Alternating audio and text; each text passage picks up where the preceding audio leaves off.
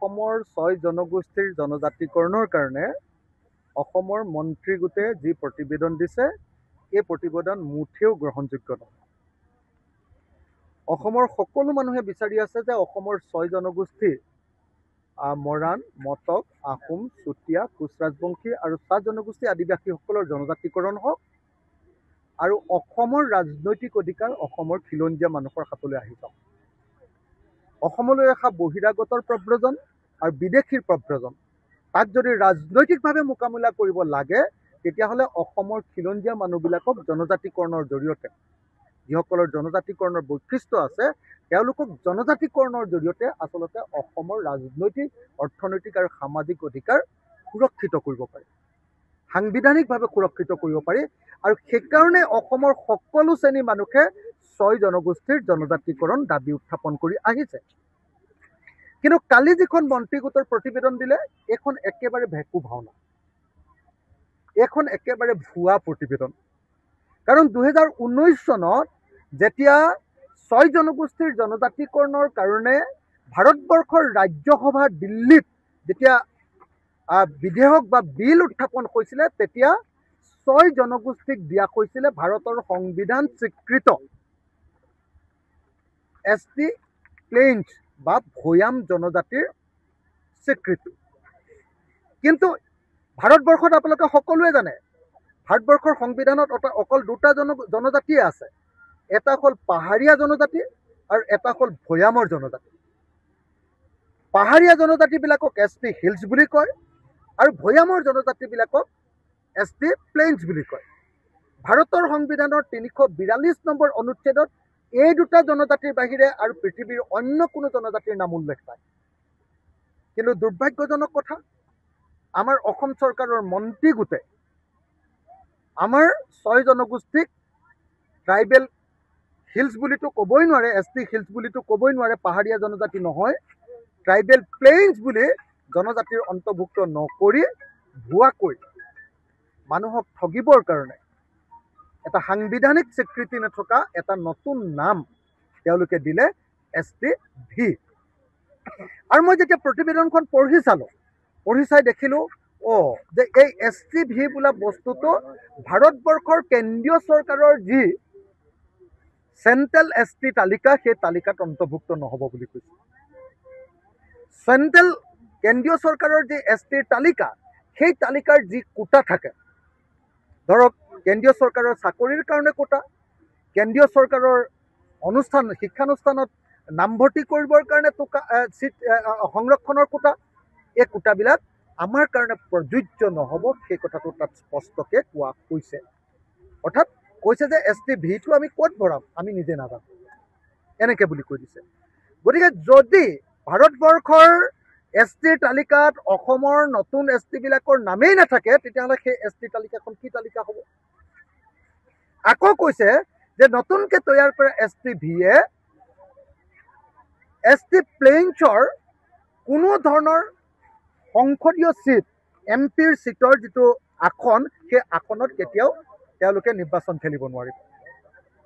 আকৌ কৈছে বিধায়কৰ ক্ষেত্ৰতো, বিধানসভাৰ ক্ষেত্ৰতো, বিধানসভাৰ আসনৰ ক্ষেত্ৰতো যি বৰ্তমানৰ যি বিধানসভাৰ আসনসমূহ য'ত STৰ কাৰণে সংৰক্ষণ হয় সেইবিলাকত তেওঁলোকে ভুমুকি মাৰিব নোৱাৰিব। তেতিয়াহ'লে ক'ত দিব তেওঁলোকক? নতুনকৈ কৈছে যে বেছি জনসংখ্যা এতিয়া STৰ মাজলৈ গুচি যোৱাৰ কাৰণে STৰ চিট হয়তো সংৰক্ষণ হ'বলগীয়া পৰিস্থিতি হ'ব পাৰে, আৰু যদি সংৰক্ষণ হ'বলগীয়া পৰিস্থিতি হয় নতুনকৈ আহিবলগীয়া চিটকেইটাকে, বিধানসভা বা লোকসভাৰ চিটকেইটাকে ভৱিষ্যতে হোৱাৰ সম্ভাৱনা আছে।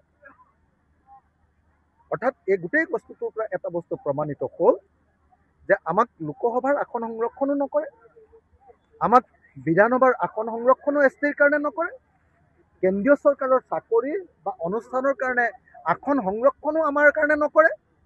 তেতিয়াহ'লে কিহৰ কাৰণে এই ST? মানুহক দেখুৱাবৰ কাৰণে ST। গতিকে মই ভাবোঁ যে কোনেও, যিবিলাকে প্ৰতিবেদনখন পঢ়িছে, কোনেও এই প্ৰতিবেদনখনক গ্ৰহণ কৰিব নোৱাৰে, 1 নম্বৰ কথা। 2 নম্বৰ, প্ৰতিবেদনখন পঢ়িলেই নহ'ব, প্ৰতিবেদনখন গ্ৰহণ কৰিলেও নহ'ব। এই প্ৰতিবেদনে কাকো ST নিদিয়ে।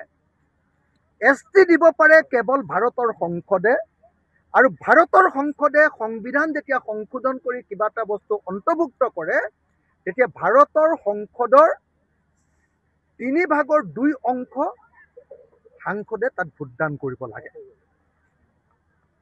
আপুনি সেইকাৰণে নিজে ভাবি চাওক যে এতিয়ালৈকে যি সময়ত প্ৰধানমন্ত্ৰী নৰেন্দ্ৰ মোদীয়ে 6 মাহৰ ভিতৰত 2016 চনৰ 6 মাহৰ ভিতৰত জনজাতিকৰণ কৰিম বুলি কৈছিলে, সেইটো নকৰিলে। এতিয়া আপুনি নিজে ভাবি চাওক যে নতুনকৈ এটা কেন্দ্ৰীয় তালিকাত অন্তৰ্ভুক্ত নোহোৱা কেৱল আৰু কেৱল অসমৰ কাৰণে থাকিবলগীয়া এটা STৰ নাম দি সেই তালিকাত ভাৰতৰ সংসদৰ 3/2 অংশ সাংসদে ভোটদান কৰি সংবিধান সংশোধন কৰি অসমৰ মন্ত্ৰী গোটৰ এই প্ৰতিবেদনৰ আধাৰত সংবিধান সংশোধন কৰি আমাক যে ST দিব এইটো কেতিয়াও কল্পনা কৰিব নোৱাৰোঁ। সেইকাৰণে আমাৰ দাবী স্পষ্ট যে 2019 চনত যিখন বিল আহিছিলে, যিখন বিল সেই সময়ৰ ট্ৰাইবেল মিনিষ্ট্ৰীয়ে অনুমোদন কৰি দিছিলে, যিখন বিল অসম বিধানসভাই অনুমোদন কৰি দিছিলে, সেই বিলখনত এতিয়া কিয় জটিলতা আনি সেই বিলখন কিয় বন্ধ কৰি ৰখা হৈছে? এতিয়াও ৰাজ্যসভাত সেই বিলখন পৰি আছে আৰু এতিয়াও জীৱিত হৈ পৰি আছে। গতিকে সেই লিভিং বিলখন ৰাজ্যসভাত আকৌ উত্থাপন কৰি ৰাজ্যসভাত সেইখন অনুমোদন দি 6 জনগোষ্ঠীক জনজাতিকৰণ কৰিবৰ কাৰণে মই আকৌ দাবী উত্থাপন কৰিলোঁ। এতিয়া মোক মানুহে সুধিছে যে কোকৰাঝাৰত যে কাজিয়া লাগিছে, কোকৰাঝাৰত যে আপোনাৰ কোকৰাঝাৰৰ BTCৰ বিধানসভাত আক্ৰমণ কৰিছে, তেতিয়াহ'লে কিয় হৈছে এইটো ঘটনা? মই স্পষ্টকৈ আপোনালোকক ক'ব খোজোঁ যে এইটো হিমন্ত বিশ্ব শৰ্মাৰ ৰাজনীতিৰ কাৰণে কৈছে। হিমন্ত বিশ্ব শৰ্মাই এফালেদি কৈছে যে 6 জনগোষ্ঠীৰ আন্দোলনটো আমি কৰাইছোঁ, আমাৰ বিজেপিৰ মানুহে সহযোগিতা কৰিছে, আৰু আনফালে কৈছে যে 6 জনগোষ্ঠীৰ জনজাতিকৰণ হ'লে ট্ৰাইবেলবিলাকৰ অসুবিধা হ'ব। গতিকে দুইটা জাতিৰ মানুহকে তেওঁ উচতনি দিছে, সংঘাত আৰু সংঘৰ্ষ লগাবৰ কাৰণে ঠেলি দিছে, আৰু এনেকৈ অসমীয়া জাতিৰ মাজতে বিভাজন আনিব খুজিছে। সেইকাৰণে কালিৰ ঘটনাটো, কোকৰাঝাৰৰ ঘটনাটো অসমৰ মুখ্যমন্ত্ৰীৰ অদায়িত্বশীল, দায়িত্ব জ্ঞানশূন্য আৰু সাম্প্ৰদায়িক সংঘাত লগাব খোজা আৰু 2026 নিৰ্বাচনী ৰাজনীতি পাৰ কৰিবৰ কাৰণে কৰা তেওঁ একদম অন্ধকাৰময় ৰাজনীতিৰ এটা ফল। আৰু সেইকাৰণে মই বাকী একো কথা ক'ব নোখোজোঁ। আমাক লাগে সঁচি জনজাতিকৰণ, আমাক লাগে ভাৰতবৰ্ষৰ সংবিধানত থকা জনজাতিকৰণ, আমাক লাগে সংবিধানৰ হিলছ বা প্লেইনছ, যিহেতু আমি প্লেইনছত বাস কৰোঁ, সংবিধানৰ ST প্লেইনছৰ জনজাতিকৰণ। আৰু যদি প্লেইনছৰ জনজাতিকৰণ কৰোঁতে যদি সঁচাকৈ বৰ্তমানৰ জনজাতিবিলাকে বিৰোধিতা কৰে, তেতিয়াহ'লে এটাই কৰিব লাগে যে বৰ্তমানৰ জনজাতিবিলাকৰ যি বিধানসভা, যি লোকসভা, যি আসন সংৰক্ষণ, সেইবিলাকত আমি কোনো ডিষ্টাৰ্ব নকৰাকৈ ভাৰতৰ সংবিধানত থকা জনজাতি প্লেইনছ, ST প্লেইনছত আমাক অন্তৰ্ভুক্ত কৰিব লাগে, আৰু ST প্লেইনছত আমাৰ নাম অন্তৰ্ভুক্ত কৰি আমাক সৰ্বভাৰতীয় জনজাতি ৰূপে স্বীকৃতি প্ৰদান কৰিব লাগে। নহ'লে অসমৰ চুকত জনজাতি হৈ অসমৰ বাহিৰলৈ গ'লে মানে বোলে জনজাতি নহয়, কাৰণ চেণ্ট্ৰেল লিষ্টত আমাৰ নাম নাই, তেতিয়াহ'লে সেই জনজাতিৰ কোনো ভেলু নাই। আৰু সেইকাৰণে যি জনজাতি চাৰ্টিফিকেটখন লৈ যদি দিল্লী বিশ্ববিদ্যালয়তে নামটো ভৰ্তি কৰিব নোৱাৰে, যি জনজাতি চাৰ্টিফিকেটখন লৈ JNUতে যদি নামটো ভৰ্তি কৰিব নোৱাৰে, যি জনজাতি চাৰ্টিফিকেটখন লৈ লেল বা আপোনাৰ ONGC বা অইলতে যদি চাকৰিটো পাব নোৱাৰে, যি জনজাতিৰ চাৰ্টিফিকেটখন লৈ আমি যদি আমাৰ অসমত এটা ইলেকশ্যনতে উঠিব নোৱাৰোঁ বা MP ইলেকশ্যন এটাতে উঠিব নোৱাৰোঁ, তেতিয়াহ'লে সেই জনজাতিকৰণ লৈ কি অৰ্থ আছে?